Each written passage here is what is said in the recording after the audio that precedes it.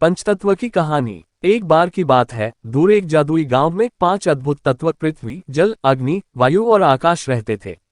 ये पंचतत्व गांव के संतुलन और समृद्धि के आधार थे। पृथ्वी, जिसे सभी माँ कहते थे, उसकी गोदी में खेत, जंगल और पहाड़ थे। वह सबको भोजन और आश्रय प्रदान करती थी।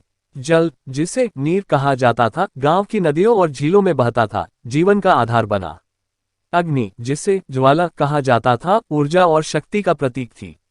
वह गांव वालों को ठंड से बचाती और उनके भोजन को पकाती।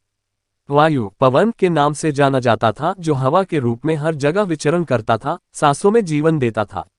आखिर में आकाश, गगन के नाम से जाना जाता था, जो अपने विशाल आंचल में सूर्य, चंद्रमा और तारे संजोए था। ये पांचों तत्व आपस में मिलजुल कर रहते थे और उनके संतुलन से ही गांव में शांति और समृद्धि बनी रहती थी।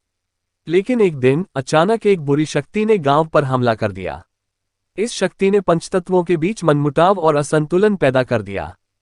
पृथ्वी ने अपनी उर्वरता खो दी, जल अशुद्ध हो गया, अग्नि ने अपनी ऊर्जा खो दी, वायु विषाक्त हो गई और आकाश ने अपनी विशालता खो दी। गांव में चारों ओर हाहाकार मच गया। इस संकट के समय में पांचों तत्वों ने एकता का परिचय दिया। उन्होंने एक दूसरे की कमियों को स्वीकार किया और अपनी शक्तियों को मिलाकर बुरी शक्ति का सामना किया। उनकी एकता और परस्पर सहयोग से बुरी शक्ति पराजित हुई। इसके बाद पंचतत्वों ने फिर से गांव को संवारना शुरू किया।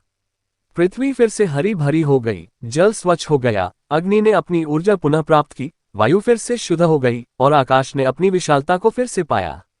गांव फिर से शांति और समृद्धि की ओर बढ़ने लगा। इस कहानी से हमें सीखने को मिलता है कि एकता में बड़ी शक्ति होती है और परस्पर सहयोग से ही हम किसी भी संकट का सामना कर सकते हैं।